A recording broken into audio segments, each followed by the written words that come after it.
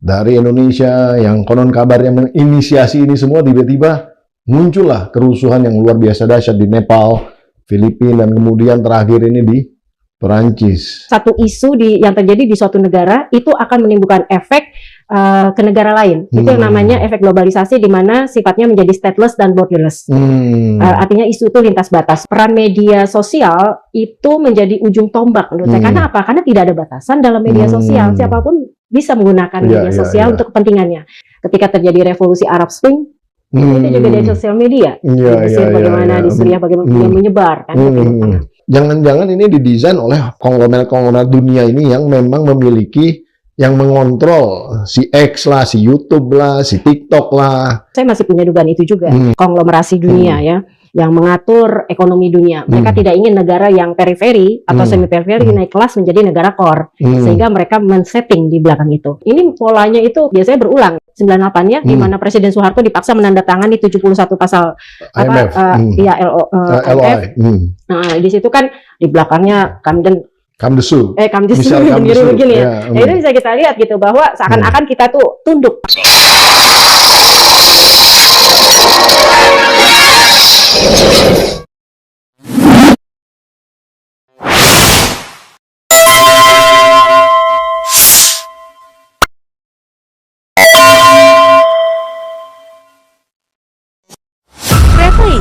Harun Peoples Opinion.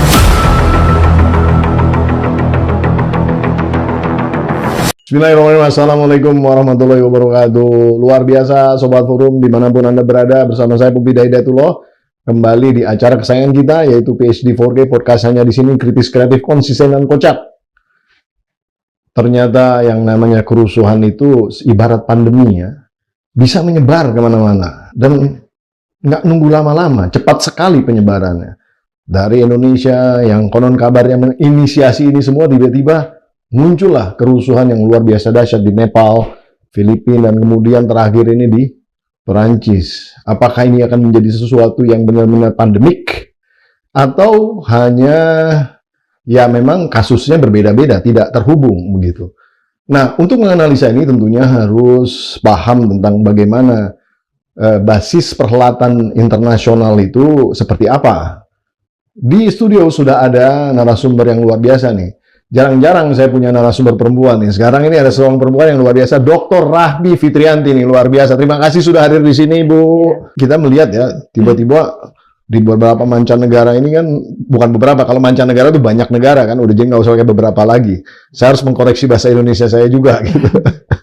Ya, tiba-tiba terjadi juga gitu ya, narasi-narasi yang hampir mirip sebetulnya dengan narasi yang terjadi di Indonesia. Di Indonesia didrive oleh basis-basis, katakanlah gerakan yang tidak dipimpin oleh siapapun, atau istilahnya tuh leaderless ya, leaderless movement gitu kan. Nah, isunya memang isunya satu. Isunya adalah bagaimana rakyat menginginkan basis jalannya pemerintahan. Kira-kira seperti itu. Sama juga tuntutan di Nepal hampir mirip seperti itu juga. Dan didrive oleh Gen Z juga gitu. Yang mereka berkomunikasi ya menggunakan sosial media juga. Terus geser ke sana ke sini juga mirip-mirip aja itu ininya, apa, tuntutannya ya.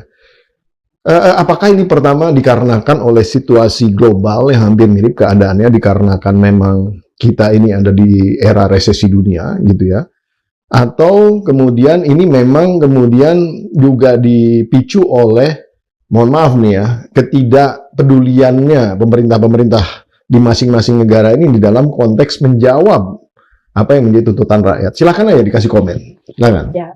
Ya, bebas, pokoknya sampai ngomong tenang aja. Ya, terima kasih Bang Pupida.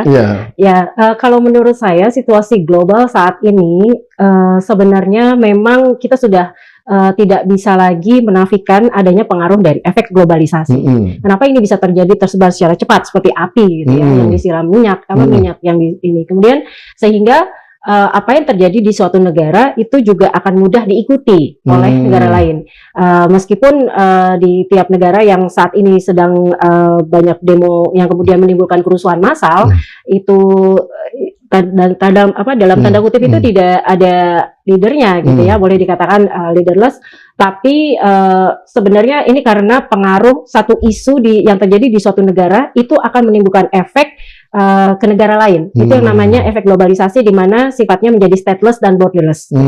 Artinya isu itu lintas batas, meskipun mungkin isunya sedikit berbeda kok, tergantung konteksnya masing-masing. Misalnya yang terjadi di Indonesia isunya adalah isu yang terkait dengan keresahan masyarakat atau ketidakpuasan masyarakat akibat himpitan ekonomi, karena mungkin negara sedikit salah urus yang sebelumnya gitu ya, kemudian yang harus dibersihkan oleh pemerintahan yang sekarang.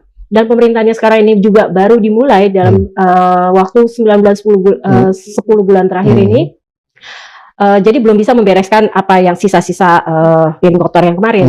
Nah, tapi kan dampak ini kemudian banyak ada, kalau di Indonesia ini konteksnya ya, sebelum kita pindah ke negara lain, ini ada banyak campur tangan, konflik of interest dalam hal politik. Jadi ada faktor internal dan faktor eksternal menurut saya yang memang mengakibatkan isu masalah ekonomi sehingga digoreng oleh pihak-pihak yang punya kepentingan untuk menjadi suatu isu politik, gitu. Dimana akhirnya isu ini kemudian karena sifat yang sekarang ini di era globalisasi sangat stateless dan borderless, suatu isu yang terjadi di suatu negara itu bisa kita lihat atau dilihat langsung oleh secara live, live ya.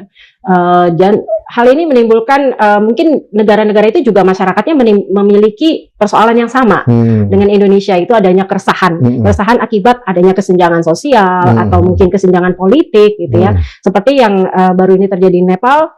Setelah Indonesia kemudian Nepal lebih parah tuh di Nepal, itu lebih parah, apalagi sampai anggota DPR curi.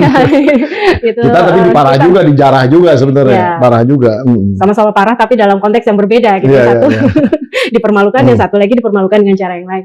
Nah, tapi di sana gedung parlemennya kan dibakar habis tuh. Ya, kita kan belum sempat dibakar waktu itu. Jangan sampai lah itu. Karena kita masih membutuhkan lembaga legislatif sebagai fungsi kontrol pengawasan terhadap pemerintah. Nah, kemudian kalau saya melihatnya dari sisi faktor internal ini, yang kemudian merupakan kepanjangan tangan dari efek globalisasi, itu adalah peran media tadi, peran media sosial. Jadi kalau saya mengkategorisasikan, selama ini kita kan mengenal kekuatan, salah satu pilar dalam demokrasi adalah media. Jadi selain eksekutif, legislatif, yudikatif, kemudian media. Tapi saya memecahnya lagi menjadi media yang konvensional atau mainstream, dan media sosial media. Nah, di mana media mainstream ini kan itu terbatas ya pada media elektronik, televisi, kemudian media cetak, surat kabar, majalah dan tabloid dan sebagainya, kemudian media radio. Nah, kemudian ada lagi media sosial yang itu kontrolnya itu sangat sulit, dan itu merupakan bagian dari negara demokrasi itu tidak melakukan kontrol terhadap media sosial ini, karena ini adalah bagian dari masyarakat itu sendiri, seperti yang kita kenal mulai dari Facebook, kemudian WhatsApp, X dan sebagainya. YouTube semuanya lah ya. Nah, kita nanti tayang di YouTube juga deh. Iya, yang YouTube juga. Nah, ini peran media sosial ini justru menurut saya menjadi peran kunci sebenarnya di zaman era milenial Gen Z ini. Jadi peran media sosial itu menjadi ujung tombak menurut saya. Karena apa? Karena tidak ada batasan dalam media sosial. Siapapun bisa menggunakan media sosial untuk kepentingannya. Nah, ini yang seringkali inilah menjadi kesempatan atau celah yang digunakan oleh pihak tertentu yang ingin mengganggu atau menurunkan wibawa pemerintah yang sedang berkuasa. Biasanya pihak yang oposit dengan pemerintahnya sekarang berkuasa. Itu yang saya lihat. Kita menyaksikan adanya seorang postgraduate students ya, yang sedang belajar menantang debat seorang anggota DPR kan gitu kan. Itu bisa terbuka tuh ya di dalam konteks sosial media. Zaman dulu nggak mungkin kayak gitu ya. Ketika dan memang zaman dulu itu juga ketika masih media mainstream ini memang distribusinya terbatas secara domestik ya. Mau nggak mau kan yang namanya TV ataupun koran katakanlah gitu kan sebarannya di Indonesia aja. Jadi kadang-kadang informasi yang disampaikan ke internasional itu hanya media-media yang memang mempunyai jaringan internasional terbatas sekali. Beda dengan sekarang. Atau isinya bisa dimanipulasi. Oh ya, artinya bisa di sugar coating lah, dilembutkan gitu ya. Padahal sebenarnya kejadiannya bisa lebih parah lagi. Nah, Saya kemarin juga nonton tuh yang di YouTube itu, yang di Nepal itu juga ada seorang dari Inggris yang kemudian dia secara live, bukan live lah, secara kebetulan ada di situ dan dia mendokumentasikan situasinya emang agak mengerikan juga gitu ya. Ya hampir mirip lah dengan di kita, dan saya lihat memang kemarahan rakyatnya secara genuine ada gitu ya. Nah poinnya adalah sebenarnya gini, apakah mungkin kalau saya nih sebagai seseorang yang awam, saya menduga jangan-jangan ini didesain oleh para pemegang konglomerat dunia ini yang memang memiliki, yang mengontrol si X lah, si YouTube lah, si TikTok lah, atau ini memang terjadi secara natural. Artinya apakah mereka mungkin melakukan, mohon maaf ya, framing agar kemudian, kan suka atau nggak suka kan sebenarnya apapun yang ditonton oleh banyak orang kan menjadi trending topic, betul kan? Betul. Nah, trending topic ini mau nggak mau bukan di Indonesia aja, trending topic pasti seluruh dunia. Siapapun bisa Jadi dan ibaratnya, bisa diulang lagi. nah itu poin saya gitu. Apakah ini memang suatu framing yang mungkin nggak diorkestrasikan oleh para pemegang ini? Para pemegang yang maksudnya istilah yang punya Facebook misalnya Mark Zuckerberg lah gitu, yang punya X sekarang kan Elon Musk gitu ya. Terus YouTube saya nggak tahu siapa, Google kan sekarang mana. Itu gimana tuh? Apakah seperti itu? Analisa saya ya. Maksudnya ini saya bertanya, bisa dikonfirm iya atau enggak, atau mungkin nggak mungkin? Ya jujur kalau saya sih melihatnya memang kebetulan saya juga mengajar mata kuliah studi global kontemporer. Kalau masalah framing itu, framing oleh konglomerasi dunia ya, yang mengatur ekonomi dunia. Mereka tidak ingin negara yang periferi atau semi periferi naik kelas menjadi negara core, sehingga mereka men-setting di belakang itu. Dan kalau itu saya juga pernah punya, sampai saat ini jujur saya masih punya dugaan itu juga. Cuma masalahnya di Indonesia kan itu kurang bisa diterima. Ini terkait dengan teori konspirasi. Ya, kalau dalam akademis ya di Indonesia itu tidak bisa menerima teori konspirasi. Tapi padahal sebenarnya teori konspirasi itu justru sangat relevan dengan kondisi yang ada saat ini. Terkait dengan yang tadi Bang Pombida sampaikan, kalau saya sih, menurut saya memang arahnya begitu. Karena mereka sengaja memframing ini agar terjadi keramaian, sehingga, maksudnya bukan keramaian dalam konteks orang ngumpul, keramaian tontonan, betul ya? Hanya itu, ini jangka panjang. Itu jangka pendeknya. Kalau saya melihatnya ke depannya dalam katakanlah 2 tahun, 5 tahun ke depan, kalau ini dibiarkan terus gitu ya, negara tentu akan negara yang tidak stabil secara politik ini menimbulkan kerusuhan ini kan tentu akan menimbulkan instabilitas ya, ketidakstabilan di bidang politik, sehingga ketidakstabilan politik ini akan menimbulkan kerentanan ekonomi. Ketika ekonomi sudah rentan, negara cenderung pinjam lagi. Nah itu maksudnya, sehingga kita mau nggak mau diatur untuk tergantung pada negara core. Nah mereka inilah si konglomerasi ini gitu ya. Dan ketika kita sudah tergantung, kalau mungkin pasti Abang ingat ya waktu kasus 98 ya, di mana Presiden Soeharto dipaksa menandatangani 71 pasal IMF. IMF. Nah di situ kan di belakangnya Kamdesu begini ya. Nah, itu bisa kita lihat gitu bahwa seakan-akan kita tuh tunduk. Ya mau nggak mau karena kita butuh untuk stabilitas ekonomi waktu itu kan mengajukan pinjaman jangka pendek gitu untuk menyeimbangkan neraca pembayaran kita gitu kan. Nah saya pikir itu yang merupakan disetting, dan ini polanya itu kalau saya lihat biasanya berulang ya, seperti sejarah kan pola yang berulang. Itu terjadi kan sejak tahun 70-an sebenarnya. Ketika ya pasti udah pernah ya, kalau Abang pasti udah pernah baca buku juga tentang Confessions of an Economic Hitman karangannya John Perkins. Oh iyalah, itu mah. Di mana dia menceritakan secara gamblang pengalamannya bahwa itu memang merupakan agenda settingnya US untuk mengontrol negara-negara lain sehingga menjadi tergantung dan tidak dan akan selalu bisa dikontrol. Gitu. Ketika satu negara itu kolaps secara ekonomi, tentu apapun di dalamnya itu pasti murah. Betul. Ya kan, sumber daya alamnya murah, korporasinya juga murah, bisa di take over dengan sangat murah. Kan kira-kira itu yang kalau kita mau bicara konspirasi lagi nih, jangan-jangan isi konglomerasi juga, udahlah kita hancur leburkan aja gitu kan, kira-kira gitu kan, biar rame. Toh kalau rame juga sosmed gua banyak yang tambah laku gitu kan, tambah banyak nonton, tambah banyak yang istilah memakai kan gitu. Itu jadi suatu nilai tersendiri kan, value-nya naik dia. Secara saham, secara macam-macam valuasi pasti naik. Tapi di lain pihak juga ketika terjadi keributan dan kolapsnya satu negara dalam konteks ekonomi terutama, itu pasti apa-apa murah. Mereka dengan gagahnya akan bisa masuk membeli barang-barang kita ya, entah itu korporasi, entah itu aset, entah itu sumber daya alam kita dengan murahnya. Apakah mungkin sejauh itu? Iya, karena mereka itu Ada membuat desain kemungkinan, ini memang untuk jangka panjang, nggak untuk setahun 2 tahun, tapi bisa 50 tahun ke depan, 100 tahun ke depan, seperti itu. Tapi tadi Mbak Rahmi ini menjelaskan ke saya bahwa sosmed ini diperlukan dalam konteks demokratisasi. Betul, di satu sisi untuk Ada hal yang baiknya positif, gitu ya, ada baiknya. Tapi di lain pihak juga kita harus aware ya. betul, waspada. Bagaimana kemudian kita melakukan semacam defense atau filtering di dalam konteks ini? Apakah kita harus seperti Cina? Cina kan sama sekali sosmed ini nggak boleh. Dia menggunakan sosmednya sendiri gitu ya. Facebooknya sendiri ya. Ya artinya mereka buat aplikasi sendiri ya. Walaupun tetap bisa dipakai kalau pakai VPN dan lain-lain gitu. Konon kabarnya, saya juga belum pernah nyoba dari China. Tapi kalau kita pakai HP kita sendiri di China masih bisa. Tapi kalau kita pakai nomor China udah nggak bisa tuh yang lain-lain itu. Nah, pertanyaan saya, apakah kita harus rigid itu di dalam konteks melakukan filtering ini? Kita kan sudah punya Komdigi ya. Yang Ya, tapi judul aja nggak bisa dibendung tuh. itu tidak bisa dibendung karena mungkin ada unsur lain juga Gitu ya. yang Jadi, lebih politis sifatnya. Kalau yang ini bisa dong? Sebenarnya bisa, sangat bisa. Kan kita juga punya undang-undang ITE ya.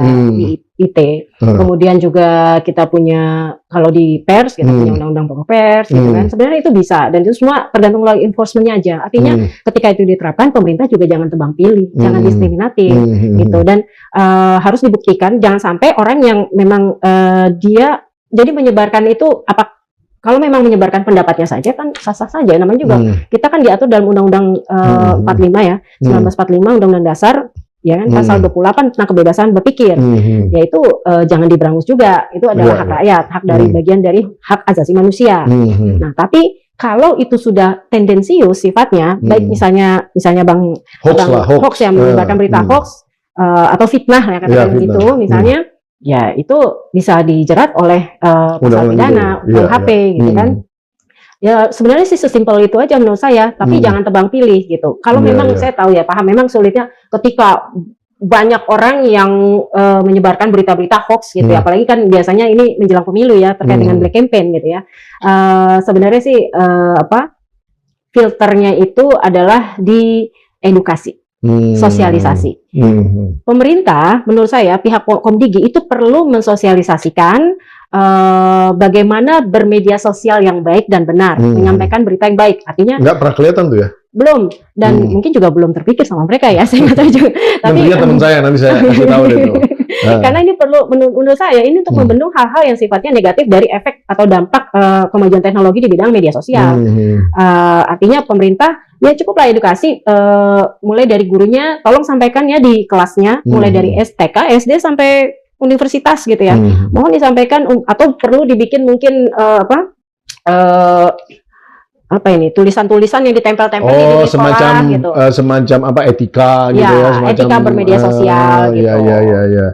Kalau kita dulu kan apa namanya ketertiban untuk masuk kelas harus baju begini ya. Harus rapi, gitu ini ya. dikasih juga tentang dikasih media juga. sosial. Saya pikir itu perlu. Nah, Komdigi itu udah meluncurkan satu gerakan di mana anak di bawah umur itu tidak boleh bersosial media. Harusnya begitu. Itu memang udah jalan. Cuman kan sebenarnya di bawah umur nih susah. Apalagi kalau udah biasa. Emang umur 17 tahun udah agak cukup dewasa di dalam konteks bersosial media, belum tentu juga gitu. Itu maksudnya mungkin jangan dibatasin umur kalau menurut saya, tapi lebih ke arah tadi edukasinya itu ya, bagaimana lebih baiknya. Nah, terus kemudian di dalam konteks ini kan kayak copycat ya. Apa yang dilakukan di satu negara kayak ada copycat di negara lain. Ini kan hampir mirip juga kalau kita misalnya, mohon maaf nih, yang tarian aura ya, yang terkenal loh di Indonesia kan tiba-tiba kan semua jadi nyebar ke seluruh dunia. Jangan mau tarian aura aja, tapi juga cara berdemo itu semuanya jadi ngikutin ala Indonesia gitu. Nah, copycat ini di dalam konteks sosial media ini kayaknya gampang banget ditularkan ya. Gimana menurut analisa Anda? Saya pikir copycat ya kita bisa lihat misalnya untuk masalah copycat tadi ya di sosial media. Ketika terjadi revolusi Arab Spring, itu juga dari sosial media. Bagaimana di Suriah bagaimana dia menyebar kan. Nah, itu juga yang terjadi saya pikir ya ketika terjadi di Indonesia sehingga juga ditiru oleh negara lain. Sebenarnya sih intinya bagaimana pemerintah dalam hal ini pemerintah masing-masing negara ini ya bisa merespon upaya-upaya untuk terjadinya kerusuhan. Sebenarnya kan intinya kerusuhan itu kan adanya ketidakpuasan. Artinya mereka sebenarnya menurut saya justru menjadi momentum penting bagi pemerintah Indonesia termasuk ya, kemudian negara-negara lain yang mengcopycat kita itu dengan cara kerusuhan, demonstrasi yang berakhir pada kerusuhan. Itu untuk lebih mengkoreksi diri, mengevaluasi diri. Itu menurut saya justru kalau melihatnya dari sisi yang positif, pemerintah melihat dari sisi positif. Jadi bukan hanya negatifnya, wah ini bahaya gini, wah ini harus ini. Enggak, tapi kita pemerintah saya pikir dan itu sudah dilakukan juga ya oleh Pak Presiden Prabowo. Kalau saya melihatnya ini sebagai bentuk evaluasi dan kritik yang konstruktif dari masyarakat ke pemerintah. Dan pemerintah untungnya presiden kita saat ini bijak ya, artinya tidak langsung ini gitu ya, dan ini penting gitu, sehingga mudah-mudahan langkah yang dilakukan oleh pemerintah kita itu juga nanti akan ditiru oleh negara lain, kan efek positifnya seperti itu. Iya. Tapi menangkap para aktivis itu kira-kira akan ditiru nggak? Bahaya juga, kasihan juga para aktivis nanti itu. Iya itu. Kalau bagi saya untuk masalah penangkapan aktivis ini juga perlu dilihat konteksnya, jangan tebang pilih gitu, dan harus dilihat juga apakah dia menyebarkan berita hoax? Kalau masalah ujaran kebencian, ujaran apa tadi yang seperti itu ya, itu kan memang sudah ada di dalam KUHP pasal-pasalnya. Kemudian menghina kepala negara, seperti itu kan memang sudah diatur dalam undang-undang gitu. Pokoknya kalau udah hitam putihnya clear ya, baru asal gitu. Jelas, jangan masyarakat sipil yang berusaha menyuarakan aspirasinya kemudian dikriminalisasi. Nah itu kan tebang pilih. Ya. Tapi kalau hanya menyuarakan aspirasinya tanpa ujaran kebencian atau fitnah, ya nggak apa-apa. Tapi kan pada saat rakyat marah itu, terlepas daripada ujarannya mengarah kebencian atau enggak, namanya orang marah kan bahasanya juga udah pasti udah belepotan dalam konteks yang sangat negatif gitu ya. Tapi itu memang nunjukin rakyat marah. Harusnya kan kita juga harus paham situasi gitu ya secara emosinya gitu ya. Karena kalau kemudian karena marah aja terus kemudian nggak boleh, wah bahaya ini nanti. Iya, makin marah. Ya pasti makin marah lagi.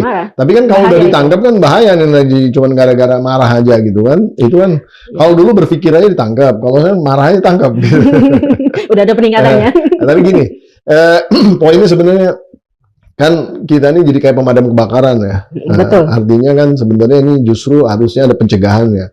Tadi udah disampaikan edukasi. Selain edukasi, kira-kira secara sistem teknologi mungkin ada nggak di dalam konteks defense?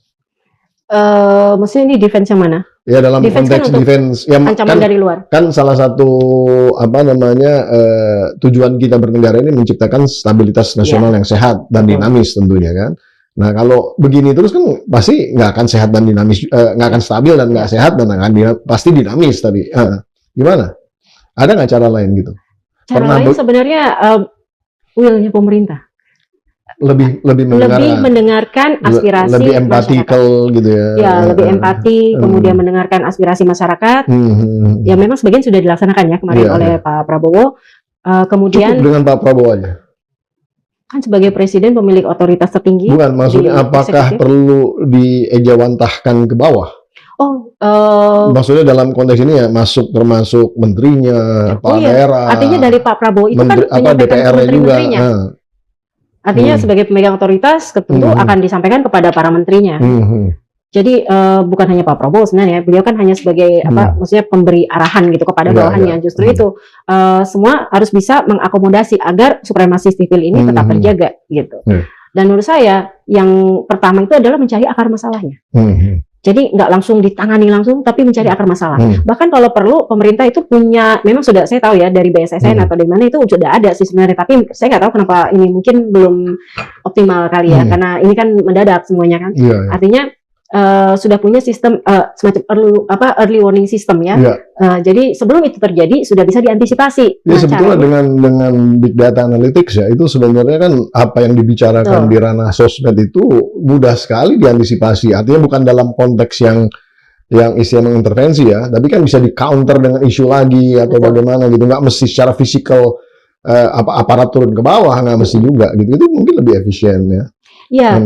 Dan saya juga melihatnya begini, jangan sampai suatu isu itu terjadi, kemudian ada isu, mesti gini, ada suatu isu yang berkembang di masyarakat, katakanlah masalah korupsi ya, korupsi. Nah, kemudian ketika isu korupsi ini merebak, kemudian kenaikan pajak dan segala macam, sehingga masyarakat makin merasa terzolimi, akhirnya kan menimbulkan kerusuhan. Iya. Nah, ketika kerusuhan ini terjadi, kemudian ada upaya lagi, ada pihak-pihak lain yang punya kepentingan, konflik-konflik of interest ini untuk mengail di air keruh. Ya. Dengan mengalihkan, membuat isu baru. Seperti kemarin itu kan yang isu masalah darurat militer itu kan hanya isu sebenarnya kan dibikin, dibuat-buat gitu ya. Sehingga ini isu yang di awal terlupakan. Nah, saya pikir early warning systemnya dalam hal bukan masalah tindakan yang terkait dengan kerusuhan itu sendiri, tapi justru tindakan dari sisi pencegahan yang berasal dari akar permasalahan. Apa sih akar permasalahannya sebenarnya? Ini masalahnya antara ada gap kesejahteraan, intinya di situ, kesenjangan sosial, ketidakadilan anggaran fiskal, gitu kan? Yang ini yang menjadi pemicu sebenarnya. Nah, disitulah sebenarnya titik utamanya, titik poin untuk menyelesaikan masalah ini dulu. Sehingga kan buktinya kan setelah reshuffle juga sekarang isu-isu demonstrasi kan juga. Nah, ketika demonstrasi sudah berhenti, tiba-tiba muncul isu darurat militer. Saya pikir ini memang ada pihak-pihak tertentu yang bermain gitu untuk ini. Ya. Karena Mbak Rahmi ini ngomong darurat militer, sebenarnya saya mau geser situ juga. Langsung kita ke situ ya. Ini kan nggak ada isu darurat militer nih untuk negara-negara yang tadi yang saya sebut tadi ya, yang istilahnya yang tertularkan ini. Cuma di kita aja. Jadi sebetulnya mungkin definisi darurat militer dan darurat sipil ini kan banyak yang masih ambigu gitu. Mungkin bisa diklarifikasi dulu titik bedanya di mana. Supaya audiensnya PSD4G ini juga teredukasi lah kira-kira. Masalah darurat militer, darurat sipil dan keadaan perang ini kan ini ada dalam kalau Undang-Undang Dasar pasal 12. Kemudian kalau Undang-Undang nomor 23 tahun 1959. Udah lama juga ya. Sudah lama. Dan itu terkait ketika masa Orde Lama sebenarnya. Ya banyak terjadi pemberontakan waktu itu kan, DII, Permesta dan sebagainya. Nah, kemudian undang-undang ini muncul dengan mengkategorisasikan, mengelompokkan antara darurat sipil, darurat militer, dan keadaan perang, keadaan bahaya ini. Nah, di mana darurat sipil, kontrol sipil itu masih penuh. Jadi pemerintah memberikan batasan kepada warga sipil. Dan ini biasanya kita juga kemarin sebenarnya udah mengalami itu ketika masa pandemi itu namanya darurat sipil sebenarnya. Karena adanya kan, WFH, adanya WFH, apa namanya itu dulu? Pembatasan PSBB. Kemudian ya batasan jam malam seperti itu. Nah, itu untuk mengendalikan keadaan, tapi tetap sepenuhnya dilakukan didominasi kontrol sepenuhnya tuh oleh sipil dan itu atas perintah presiden, disetujui oleh DPR. Jadi ada prosedurnya kan, ada tahapannya juga yang memberikan wewenang otoritasnya juga ada gitu. Nah, kemudian kalau darurat militer ini hanya jika terjadi suatu keadaan di mana ada pemberontakan. Artinya udah ada kombatan nih, pasukan senjata. Yang rebel gitu. Ada rebel ya. Rebel dalam internal domestik. Jadi konflik senjatanya kemungkinan ada. Senjata lawan senjata lah gitu. Kan kemarin nggak ada yang bawa senjata. Nah, ini kan bukan, ini hanya isu kan, ternyata kan dibantah itu kan hoax gitu ya. Artinya saya kalau melihatnya ini ada upaya tertentu lah dari pihak-pihak tertentu gitu ya. Nah, kemudian di mana darurat militer ini juga harus membutuhkan persetujuan presiden. Semua ya. Ya, perintah presiden dan kemudian disetujui oleh DPR. Jadi ada prosesnya gitu. Dan harus ada masalahnya juga. Masalahnya itu tadi. Masalahnya adalah adanya pemberontakan atau bencana alam yang sangat luar biasa seperti itu. Atau adanya ya upaya-upaya separatis, separatis, ingin menggoncang kekuasaan. Oke, Gitu. itu baru darurat militer ya. Baru darurat militer. Jadi kepemimpinan masih ada di presiden atau diserahkan kepada militer Kalau secara darurat total? militer itu kan sebagian atau seluruh otoritas sipil diserahkan kepada militer.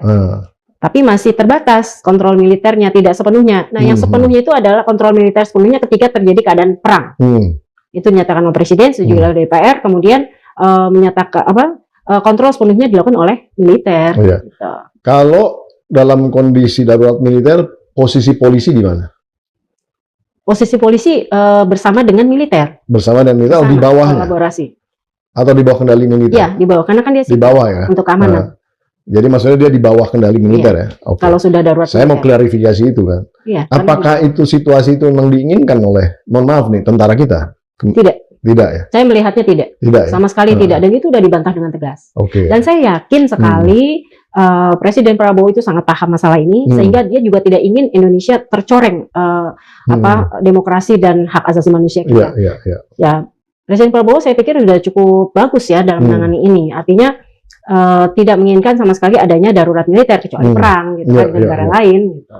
Nah, ada seorang tokoh sosial media juga yang teman kita juga pakai inisialnya FI gitu. Terus kemudian dari pihak tentara itu kemudian kayak ingin menuntut yang bersangkutan di dalam konteks isu ini. Sebenarnya itu gimana sih? Kan kalau dalam hukum kita kan yang penting, maaf, tadi yang untuk darurat militer atau ini, itu sebenarnya militer perannya tetap harus berdasarkan konstitusi. Oh iya, iya. Nah, dalam hal ini yang terkait dengan kasus yang barusan Abang sebut itu, menurut saya itu referensinya atau dasar landasan hukumnya itu harus merujuk pada KUHP. Apakah betul? Dan meskipun TNI melaporkan, dia juga bisa mempunyai hak jawab, seperti yang dilakukan oleh TNI kan, oleh Kemhan, mohon maaf, maksudnya Kemhan ketika diisukan hoax itu ya, bahwa akan mengadakan darurat militer, kemudian melaporkan pada Dewan Pers, media yang bersangkutan. Yang mengquote itu ya. Jadi hak jawab aja sih. Hak jawab aja. Nggak perlu ada kriminalisasi atau proses hukum lebih lanjut begitu ya. Iya, karena di dalam keotika, di dalam situasi yang chaos, yang nggak jelas gitu, orang cenderung marah dan ngomongnya juga kadang-kadang kemana-mana gitu kan. Kalau itu banyak dong, se-Indonesia sebenarnya. Makanya itu dia. Makanya kan tadi dia bilang, jangan tebang pilih gitu. Artinya kalau ada yang pendemo-pendemo itu yang kesorot terus kemudian ketangkap rekaman HP bisa kena semua tuh ya kalau kayak gitu ya pada akhirnya. Nah, poinnya sekarang kalau menurut saya kembali ke pertanyaan saya di awal, kalau misalnya ke depan ini di dalam konteks sosial media ini kan sebenarnya hanya sebagai satu saluran ya, channel. Padahal kan sebenarnya esensinya tuh kondisi di bawah. Betul, grassroots. Jadi kalau kemudian basis pemerintahnya sadar, mengerti bahwa kondisi di bawah itu kerasannya kayak gimana, ini pasti harusnya ngerespon terhadap isu-isu itu. Suka atau tidak suka, apa yang menjadi tuntutan 17+8 itu sesuatu yang realistis sekali sebetulnya. Jadi kalau kemudian ada yang menafikan bahwa ini cuma pendapat sedikit orang, tapi enggak, itu kita bisa rasakan sekali gitu ya. Setuju ya kalau itu ya? Setuju sekali. Artinya kan lebih baik pemerintah fokus di dalam konteks menjawab tuntutan rakyat itu ya, kira-kira seperti itu ya? Ya, dan mohon maaf ya, menurut saya pemerintahan kita sedang berusaha untuk melakukan riset fiskal ya kan? Di bidang ekonomi untuk memperbaiki kondisi ekonomi yang ada dan menjawab kerusuhan masalah ini. Maaf ke siapa emang? Kok tadi mohon maaf, minta maaf ke siapa? Saya mau minta maaf karena saya sebagai... Nggak apa-apa kalau mengkritisi ya, nggak apa-apa. Ya, karena mungkin ini akan sedikit membuat pihak-pihak tertentu mungkin kesenggol juga, gitu kan? Jadi buat bagi saya, kita pemerintah yang sekarang ini, saat ini Pak Prabowo dan jajarannya serta ini sedang berusaha mengevaluasi diri. Nah, itu bagus menurut saya, dengan adanya kerusuhan kan akhirnya pemerintah mengkoreksi diri kan, menjadi lebih baik gitu ya, menjadi dalam mencapai tujuan kepentingan nasional kita. Nah, dengan salah satunya dengan digantinya Menteri Keuangan. Cuma masalahnya kalau yang saya lihat dalam hal ini, pemerintah kita mungkin juga bisa untuk mencapai tujuan ya. Karena kan kadang ini sudah ideal nih program-programnya, tapi kenapa kok nggak tercapai gitu kan? Berarti kan ada yang salah di sini, ada gap gitu ya. Nah, menurut saya untuk bisa mencapai itu mungkin perlu juga agar bisa smooth sampai ke masyarakat, perlu memiliki kemampuan public speaking yang bagus, memiliki tim ahli komunikasi yang keren. Iya, iya. Kan ada PCO tuh. Iya, tapi kan berarti belum keren dong PCO. Cara penyampaiannya gitu, supaya bisa lebih mudah diterima oleh masyarakat gitu ya. Ketika masyarakat sedang marah, demo atau apa, kan tentu ingin tuntutannya didengar gitu kan. Kalau saya lihat misalnya contohnya seperti ini yang sering saya lihat di ini ya, di konten-konten di medsos, Gubernur Maluku Utara. Beliau menyampaikan kepada para demonstran dengan suara yang lembut. Iya. Artinya demonstran yang marah-marah itu ya ditenangkan dengan air lah ya. Iya, nggak ditenang, nggak perlu dipakai peluru atau apa, tapi atau gas air mata, tapi cukup dengan kata-kata yang lembut gitu. Perempuan sih enak. Perempuan, ya, dan artinya ya kita tidak melihat ya gubernurnya atau perempuannya, tapi public speakingnya bagus. Bagus. Artinya saya pikir ini paling tidak minimal di retret kemarin itu para menteri dan pejabat negara perlu diberikan workshop tentang public speaking.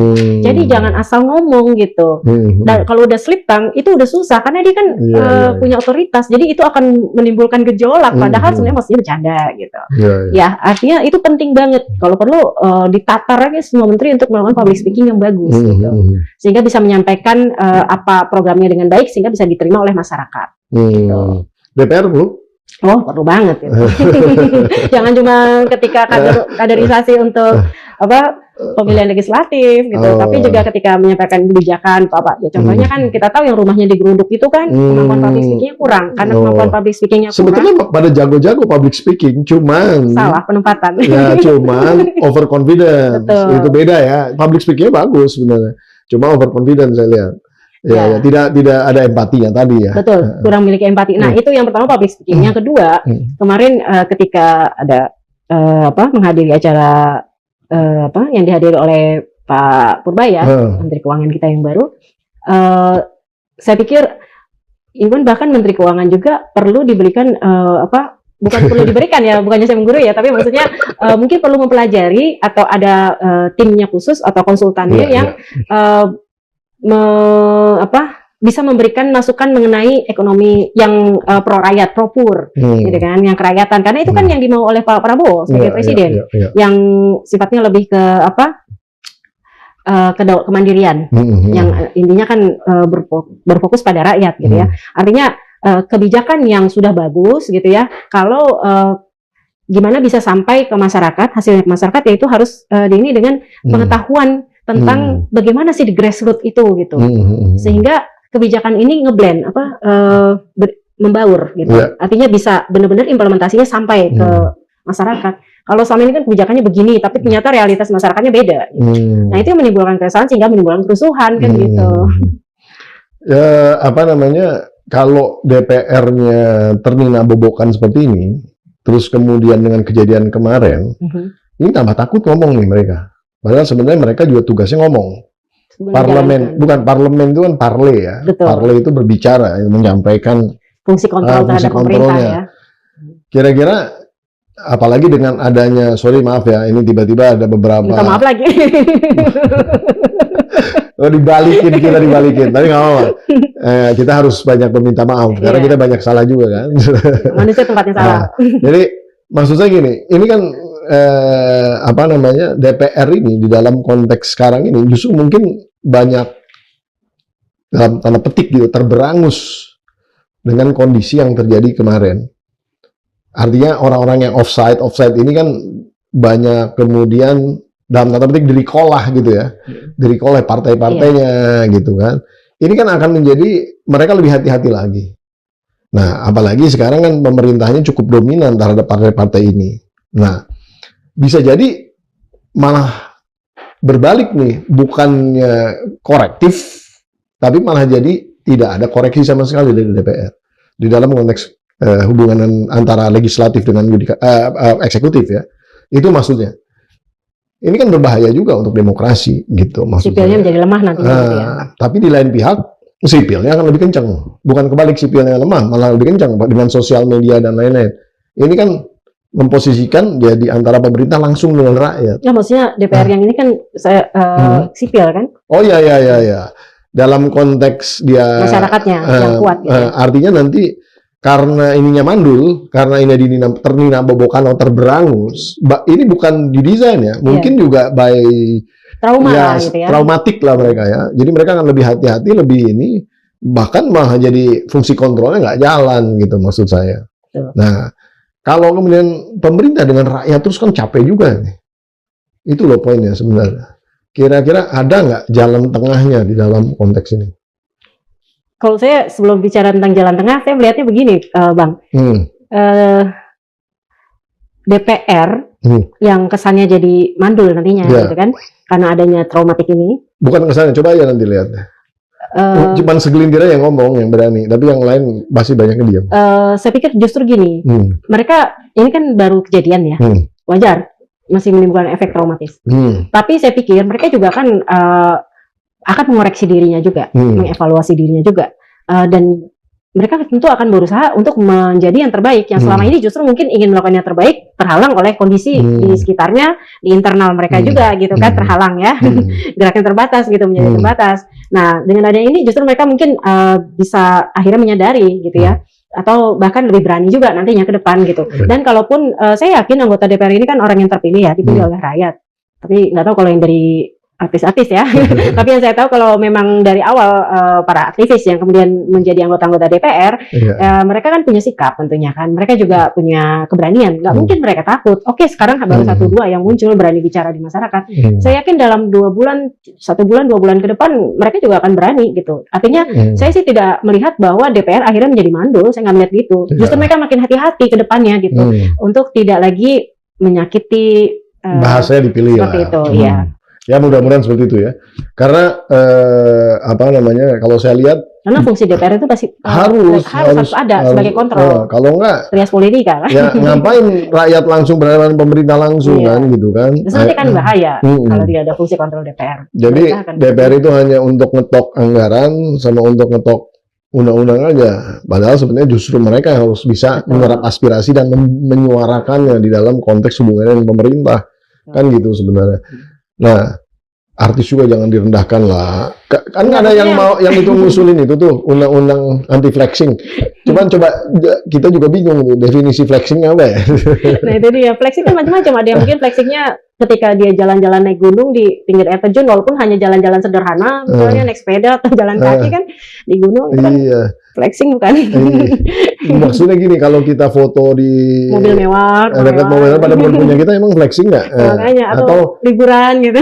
Kalau diwawancara di rumah kita memang agak mewah dikit gitu, flexing nggak? Kan nggak boleh gitu. Maksudnya menurut saya agak sulit. Itu udah kalau sampai itu kan menurut saya melanggar HAM, justru melanggar hak asasi manusia. Pribadinya, pribadi. Karena ada kebebasan berekonomi. Kalau dalam kebebasan berekonominya dia bisa menjadi orang yang sangat beruntung gitu dari sisi ekonomi, finansial, ya why not gitu. Dan masalah flexing atau nggak flexing ya biar masyarakat aja menilai gitu. Kalau emang nggak suka kenapa ditonton kan gitu. Ya memang kalau kita overdoing it gitu ya, artinya memperlihatkan secara berlebihan itu nggak boleh lah. Tapi malah kalau justru bagus menurut saya. Supaya kalau ketahuan. dia pejabat, wah ini bapaknya pejabat ya. Ketahuan dong.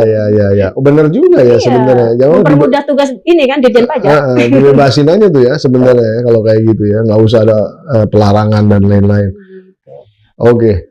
Nah kembali ke urusan sosial media lagi ya. Ada juga saran-saran dari DPR juga nih bahwa satu orang itu satu akun sosial media. Itu gimana tuh kira-kira? Ya baiknya sebegitu, karena justru itu yang sering menimbulkan keresahan masyarakat kan, jadi buzzer-buzzer itu.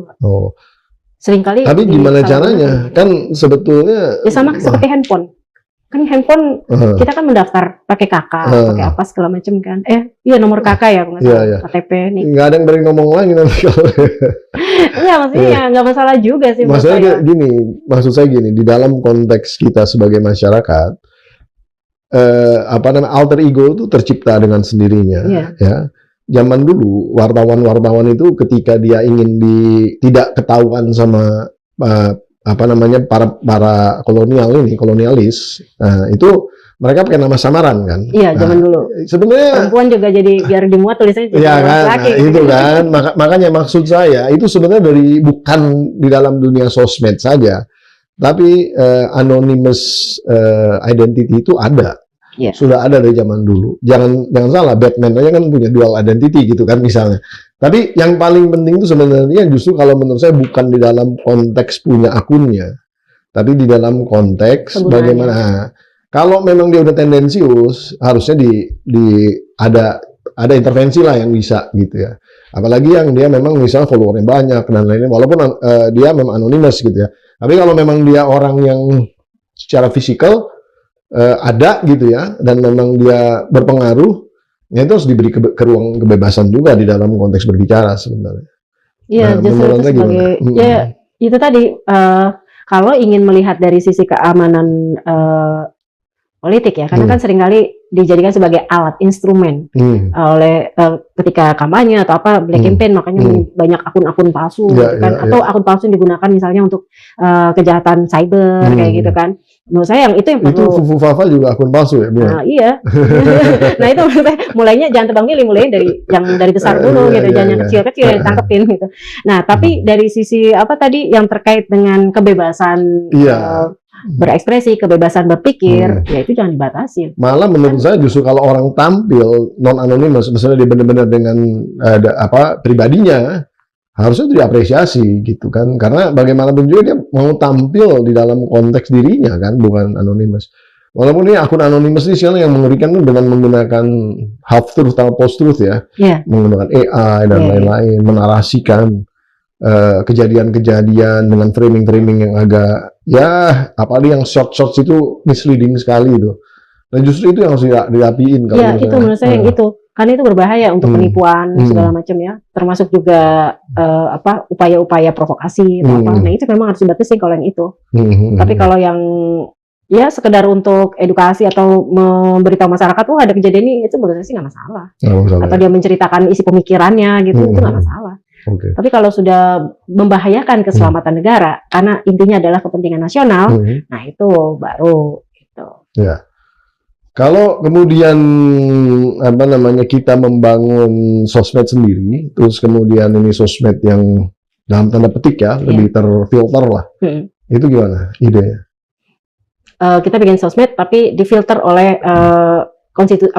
peraturan perundang-undangan atau hukum yang berlaku misalnya, kita dibatasi. Nggak perlu pemerintah lah yang memfilter, tapi badan independen lah dari masyarakat sipil juga orang-orangnya gitu misalnya, gimana? Yang memfilter sendiri. Dengan basis etika dan aturan yang ada. Maksudnya masyarakat yang membatasi sendiri? Bukan, maksudnya ada lembaga yang kemudian lembaga independen yang terdiri dari masyarakat sipil yang dipilih oleh masyarakat kalau perlu gitu. Bisa juga. Bagus juga kan? Bagus juga, misalnya mulai dari yang grassroots di Karang Taruna gitu. Ibu-ibu PKK ngajarin anak-anaknya gitu kan. Kadang-kadang kita tuh lebih efektif untuk melakukan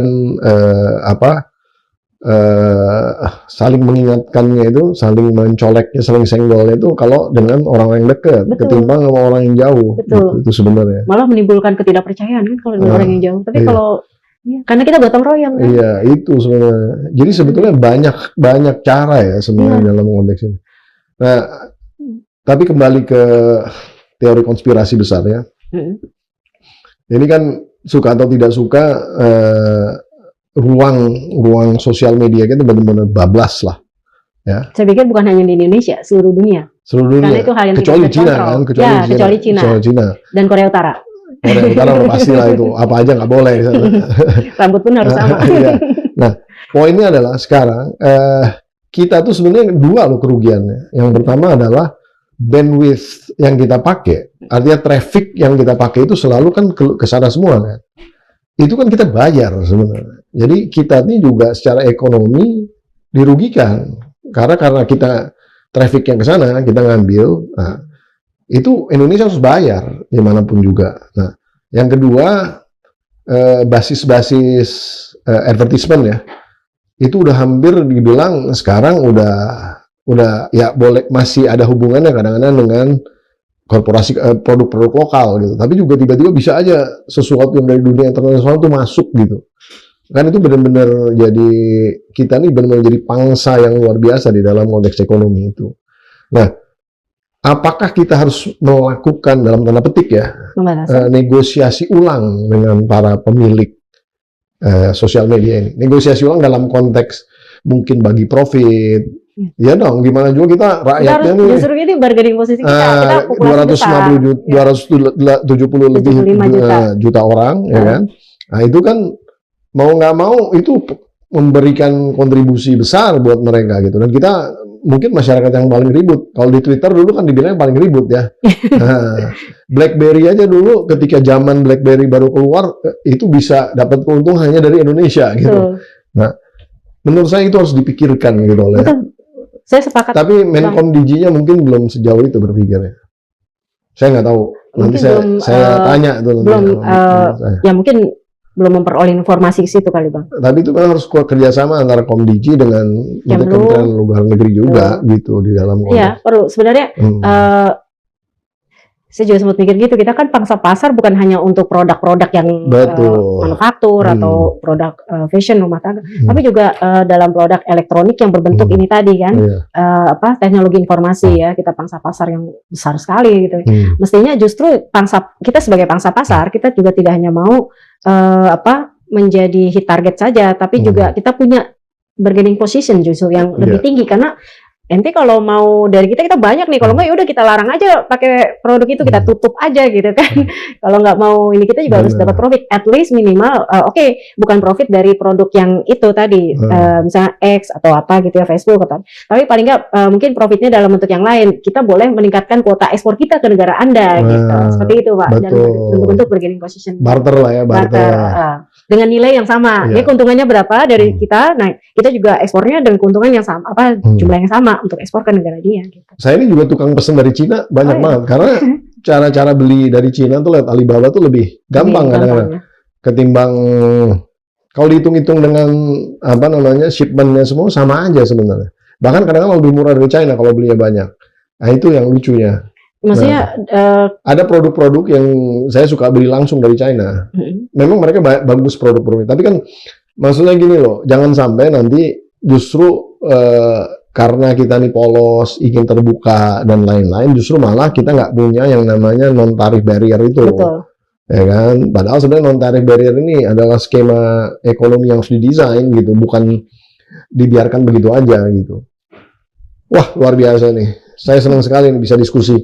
Mungkin ada beberapa kata-kata untuk audiensnya PSD4K, silakan Mbak Rahmi.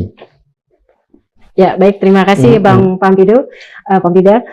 Saya hanya ingin menyampaikan kepada masyarakat Indonesia yang terkait dengan kerusuhan yang terjadi pada akhir-akhir ini. Sebenarnya kita hanya perlu waspada. Kerusuhan itu penting, merupakan koreksi bagi pemerintah, tapi kita jangan terpancing. Karena bagaimanapun juga kita harus waspada terhadap upaya pihak-pihak tertentu yang justru dari faktor internal dan eksternal yang akan berusaha untuk menjatuhkan wibawa pemerintah kita yang sedang berusaha untuk menjadikan Indonesia menjadi lebih baik gitu. Jadi kehati-hatian itu perlu, demonstrasi itu diizinkan oleh Undang-Undang Dasar 45 dan juga dilindungi oleh hak asasi manusia, tapi di sisi lain kita juga harus tetap mengingat kepentingan nasional kita, jangan sampai terjadi kerusuhan, kemudian apalagi sampai terjadi penjarahan, karena itu yang akan rugi juga kita sendiri sebagai masyarakat. Kemudian juga dari sisi pemerintah sebagai pihak regulator, saya yakin dan saya berharap ya, saya masih berharap bahwa pemerintah yang sekarang di bawah kepemimpinan Presiden Prabowo Subianto akan berupaya untuk mewujudkan visi dan misinya sesuai dengan janji kampanyenya, dan mungkin tidak secara dalam waktu cepat, tapi berupaya untuk menjawab keresahan masyarakat yang dimulai dari grassroots, artinya menerapkan kebijakan yang betul-betul pro pada rakyat seperti sesuai dengan janji kampanyenya dan melaksanakan tuntutan 17+8 dari masyarakat. Demikian, terima kasih. Assalamualaikum warahmatullahi wabarakatuh. Waalaikumsalam, terima kasih Mbak Rahmi ya. Nah itu tadi Dr. Rahmi Fitrianti, dosen dari Universitas Islam Indonesia.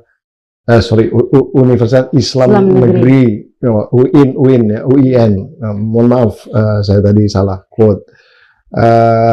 Dosen fisik yang memang sudah tajam sekali di dalam konteks melihat bagaimana korelasi di dalam konteks basis sosio emosionalnya masyarakat kita yang kemudian marah diakibatkan terjadinya satu kesenjangan yang memang sudah menjadi isu yang sebetulnya bukan terjadi pada tahun ini saja, tapi sudah terpendam dari tahun-tahun sebelumnya, yang kemudian ya meledaklah menjadi satu kerusuhan yang kita saksikan di minggu-minggu terakhir kemarin itu.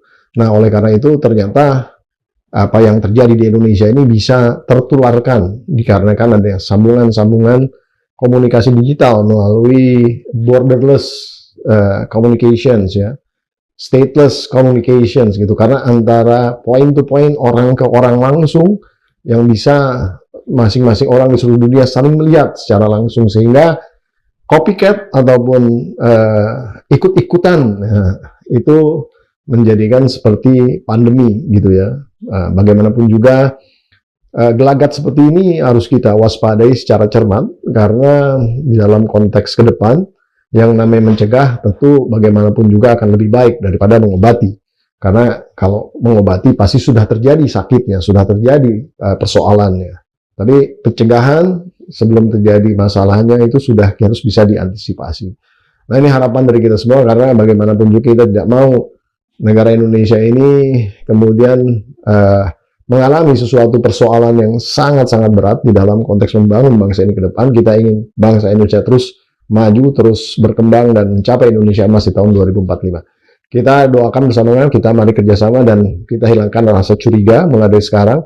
Tentunya lebih baik daripada curiga-curigaan, kita saling mengingatkan saja antar kita, karena bagaimanapun juga watawasobil haq, watawasobil sob, watawasobil marhamah. Saling mengingatkan itu menjadi penting, terutama di dalam kebenaran, kesabaran, dan kasih sayang. Nah, pada akhirnya saya Pembida Hidayatullah harus undur diri juga.